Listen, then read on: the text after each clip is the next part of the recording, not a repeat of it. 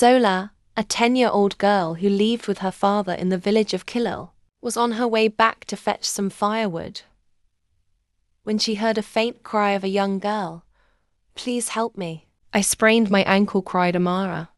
She moved forward a bit and saw the young helpless girl, who was a year younger than she is.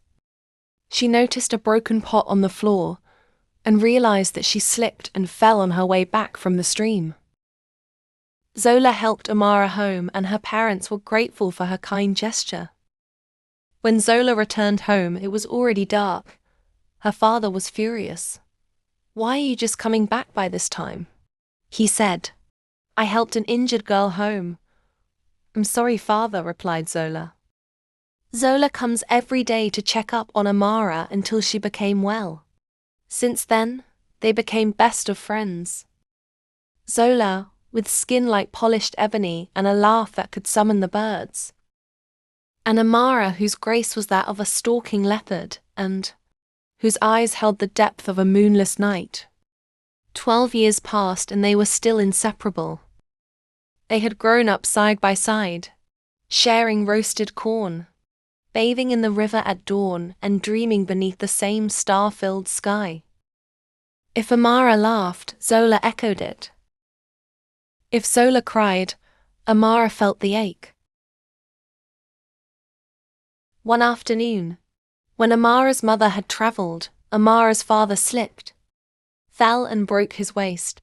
She ran to Zola's house for help.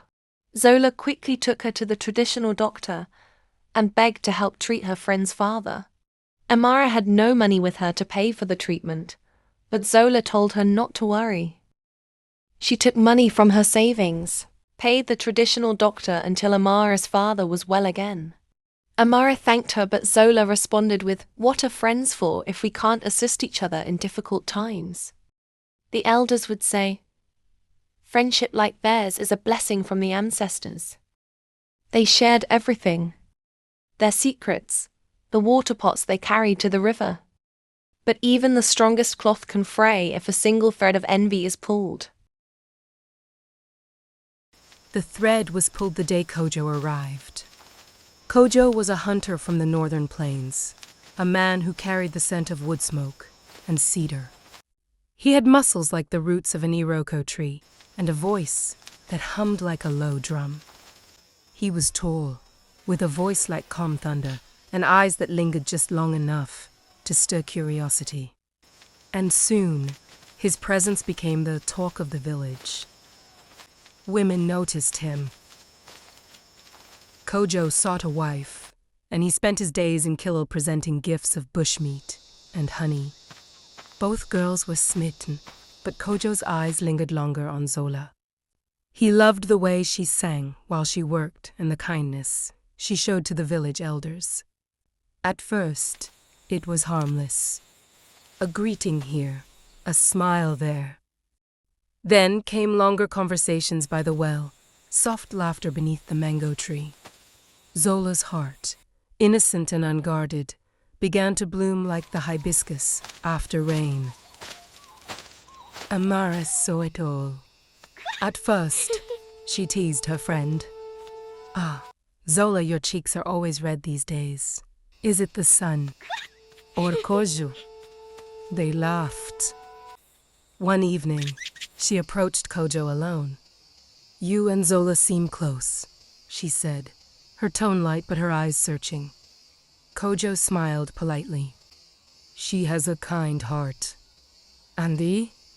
Amara asked, stepping closer. He hesitated just for a moment too long. Yuari, her friend, was all. But to Amara, it felt like a blade.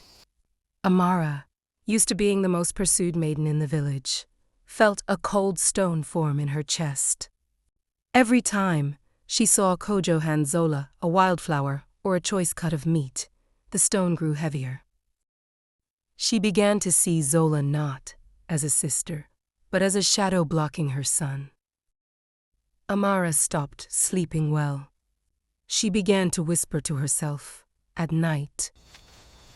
If Zola wasn't here, everything would be different. One day, Amara decided to visit a traditional man. She was given a white substance to rub on her face before visiting Kojo,